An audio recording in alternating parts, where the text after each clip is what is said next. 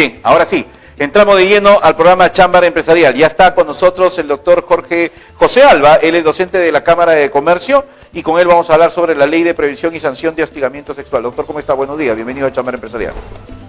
Muy buenos días, Miguel. Muchísimas gracias por la invitación.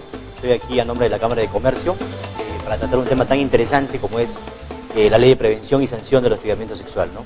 Cuéntenos, básicamente, esta ley de prevención, ¿qué es lo que implica que tienen que adaptarse las empresas?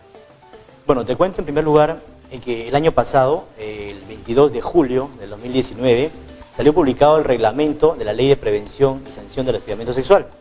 A partir de esa fecha y hasta ahora, todas las empresas están en proceso de implementación. Básicamente lo que menciona la norma es que todas las empresas tienen que adoptar medidas para prevenir y sancionar el hostigamiento sexual. ¿A qué entendemos hostigamiento sexual? La norma señala que cualquier acto o conducta que tenga naturaleza sexual o connotación sexista y que no sea deseado por la víctima, en este caso, se entiende como hostigamiento sexual. Podemos mencionar, por ejemplo, un mensaje de texto, podemos mencionar, por ejemplo, un correo electrónico, algún acto dentro de la empresa entre trabajadores o entre de repente el jefe y una trabajadora, ¿no? Esos actos se consideran como actos de hostigamiento sexual. Ahora, ustedes han hecho un balance más o menos de los casos que ustedes como abogado, me imagino, ha visto que se ha incrementado este tipo de acoso en los últimos años, me imagino que debe haberse incrementado para poder haber aplicado esta norma.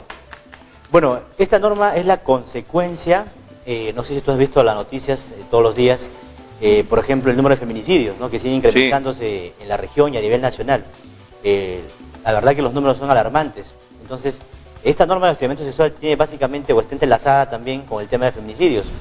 Porque aquí hablamos del tema de violencia, porque se considera como violencia el hostigamiento sexual, dentro de las empresas, dentro de los centros educativos, dentro de cualquier relación de trabajo, ¿no? A eso consideramos nosotros violencia de género en todo caso. Correcto. Ahora, ¿en qué momento podemos nosotros determinar que es acoso? Lo que para una mujer puede parecer que sea acoso, para una persona o para un jefe puede ser un trato normal, porque cada quien tiene su manera de decir las cosas y, sobre todo, hasta qué grado la empatía entre dos trabajadores puede romper ese esquema para convertirse en acoso. Buena pregunta. Mira, esta pregunta me la vienen haciendo en varias empresas. Sí, pues, o sea, existe de repente una línea delgada entre la amistad de repente y un chiste de repente de connotación sexual que se puede interpretar como hostigamiento. Hay un punto importante. La norma dice que cualquier conducta o comportamiento que tenga naturaleza o connotación sexual puede considerársele como hostigamiento. Pero ojo, dice que siempre que esa conducta no sea aceptada por la víctima, o sea, que la víctima la rechace. Porque pueden ser de repente dos buenos amigos que tienen de repente mucha confianza y se juegan de repente de esa manera, ¿no? Algún tema de repente haciéndose masajes, por ejemplo, en una oficina, ¿no? Y eso no tiene nada que ver con tema sexual. Pero dos personas que se hacen y la víctima rechaza esa conducta, eso es lo que precisa la norma. Cuando hay rechazo de la víctima, se puede entender como un hostigamiento sexual. Correcto. O sea, cuando la víctima se siente ofendida, digamos así, ¿no? Se siente ofendida. Ahora, el tema es cómo podemos nosotros comprobar de que eso es así, si podemos conversar con los trabajadores y nos pueden decir, no, es una forma como siempre se juega, ¿no? Porque a veces hay mujeres que permiten que para ellos una conversación normal es a veces utilizando quizás algún lenguaje inapropiado, con algunas malas palabras, no ofensivas, ¿no?, sino las dicen, ¿no? Y en un momento X se rayó y, digamos, dijo que ahora se sentía ofendida, ¿no? O sea, ¿cómo poder marcar ese tema? ¿Cómo poder marcar esa distancia? Mira, puede pasar, por ejemplo, en una empresa que de repente la conducta que el día de hoy está considerada, mejor dicho, no era rechazada por la víctima, más adelante sí la rechace. Claro, a eso me refiero. La vez pasada, un gerente de una empresa me preguntaba y me decía, ¿qué pasa si yo, por ejemplo, el día de hoy me juego de esa manera con una trabajadora, ¿no?, que tiene mucha confianza, y ella no me acusa, pero el día de mañana, o un día le agarre mal humor y me acusa, ¿no? O sea, puede pasar. La norma ha previsto justamente esta situación, y lo que la ley indica ahora, porque a veces se suele confundir qué es hostigamiento y qué no es que se haga en cada empresa o que se apliquen medidas de prevención. ¿Cuáles son las medidas de prevención? El artículo 11 de esta norma señala, por ejemplo, que se tienen que hacer, en primer lugar, un diagnóstico general, anual. O sea, todos los años cada empresa debe hacer un diagnóstico para verificar si encuentra o si existe o llevar una estadística de actos de hostigamiento sexual. Un punto importante que deben tener en cuenta los trabajadores de las empresas es que, por ejemplo, un trabajador nuevo que el día de hoy ingresa a una empresa tiene que estar capacitado por el tema de hostigamiento sexual. Es decir, él debe saber qué cosa es y qué no es hostigamiento sexual cuando ingresa a la empresa. Otra medida de prevención, por ejemplo, es capacitar al comité de intervención de hostigamiento sexual. Ellos también tienen que saber, poder diferenciar lo que nosotros de repente, el día de hoy, tú me preguntas, ¿no? Y nosotros de repente, cualquier oyente que nos escucha, no sabe exactamente cómo diferenciarlo. Para eso está el comité y para eso están estas capacitaciones que se van a hacer para que todos conozcan pues a cabalidad cuándo estamos y no ante un acto de connotación sexual. Doctor, para ir combinando, ¿el comité tiene que estar inscrito en el Ministerio de Trabajo? No, lo que hay ahora, según la modificación, es que cualquier denuncia o queja que se presenta ante la empresa por un tema de hostigamiento sexual tiene que estar comunicado. Es decir, el trabajador se queja y la empresa tiene que inmediatamente comunicar al ministerio que ya inició la investigación.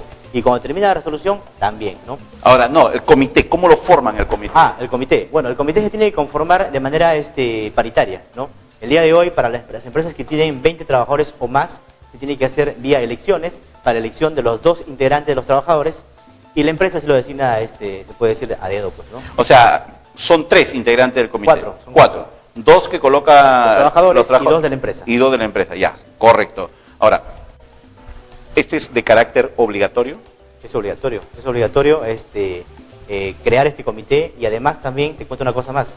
El comité, cuando hace una investigación, tiene que, en el transcurso de la investigación, tú sabes que el hostilizador puede de repente tomar represalias contra el trabajador. Bueno, lo que puede hacer aquí el comité es dictar medidas de protección contra la víctima. Como por ejemplo, rotar de repente del puesto de trabajo al hostilizador a otra área, ¿no? Ya. Y antes dure el tiempo de la investigación, ¿no? Ese lapso que rota el hostilizador, el trabajador, digamos, que puede tramitar o seguir su proceso normal, pues, ¿no? Final, ¿sanción para alguna empresa que no lo haga? Claro, hay sanciones leves, graves y muy graves, ¿no? Por ejemplo, una sanción leve es no comunicar al ministerio que hay una queja o denuncia, ¿no? Que las multas van hasta 56.700 soles más o menos. Una multa, por ejemplo, por una infracción grave, ¿no? Que es no adoptar medidas de prevención, es decir, no hacer capacitaciones, la multa va hasta 94.500 soles. Y una multa muy grave, por ejemplo, que es no adoptar medidas de protección contra el trabajador, las multas son 189.000 soles, ¿no? Ahora, si no se forma el comité, ¿también hay sanción? Claro, claro. Las obligaciones que están establecidas en la norma es hacer las capacitaciones, conformar el comité. Las fiscalizaciones van a comenzar ya, porque justamente hoy, 22 de enero, se cumplen los 6 meses que la misma norma otorgó a todas las empresas para que implementen el comité. Es decir, hasta hoy tienen para conformar el comité. Todas las empresas cuyo porcentaje de trabajadores en planilla, me imagino, claro, en planilla, pasen los 20. De 20 a más. De 20 a más. Si es menos de 20, hay que designar un delegado nada más. Ya, correcto. Ahora, a eso me refería. ¿Cómo queda plasmado ante el Ministerio de Trabajo que esa institución o que esa empresa tiene formado ese comité? Ya. No se comunica, pero cuando llegue la fiscalización, como sucede, por ejemplo, con una inspección de cumplimiento de normas sociolaborales, que es cumplimiento de norma, cuando lleguen a inspeccionarte, tú tienes que exhibir la conformación del comité, igual que el Comité de Seguridad y Salud en el Trabajo, ¿no? Y cuál ha sido la forma o el mecanismo que tú has utilizado para poder conformarlo. Tienes que mostrar, por ejemplo, en caso de los trabajadores, que ha existido una convocatoria de elecciones, que han existido candidatos, que hay formatos, cédulas, actas, ¿no? Que se han llenado, y un comité también para formarlo. Correcto. Los colegios privados, me preocupa bastante y voy a ser incisivo en el programa en los colegios privados, porque en los colegios privados es donde se vulneran mayormente la mayoría de derechos de los trabajadores. Y en los colegios privados, que normalmente tiene más de 20 profesores que trabajan y que ingresan en planilla en el mes de marzo a trabajar hasta diciembre, y de ahí salen y vuelven a contratarlo, en ese lapso también se tiene que formar un comité obligado. Bueno, en toda institución, ¿o están exonerados los colegios? No, también los colegios también. Justamente esta ley es para las relaciones de trabajo, para los centros educativos y centros de formación también, están dentro del marco de esta norma. Claro, en las instituciones privadas existen trabajadores a tiempo completo y tiempo parcial también, por ejemplo. ¿No? Hay trabajadores que trabajan, como dices tú, hasta diciembre, luego son liquidados y nuevamente ingresan creo que en marzo o febrero, pero hay trabajadores que no, que son permanentes de la empresa. El comité, la norma no dice que deba, digamos, extinguirse en un periodo y formarse otro nuevo, ¿no? Es decir, el comité tendría que seguir existiendo. Para eso se daría preferencia a los profesores de repente que están a tiempo completo o que laboran también durante todo el año, ¿no? Tienen un contrato de plazo indeterminado.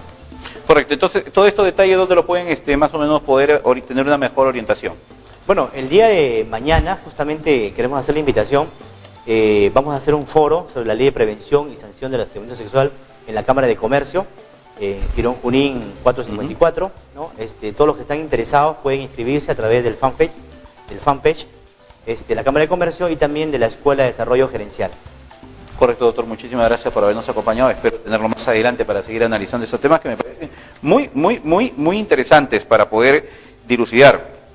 Así que espero tenerlo en otra oportunidad. Muchísimas gracias, Miguel, y bueno, espero estar por acá nuevamente en otra oportunidad. Bien, vamos a ir a una pausa comercial y cuando retornemos estaremos conversando con Isabel Moreno. Ella pertenece al Consejo Directivo de Pronor, que es una asociación de trabajadores de inmobiliarios que se ha formado en la región de La Libertad. Con ella vamos a hablar un poco sobre este tema. Vamos a la pausa y volvemos.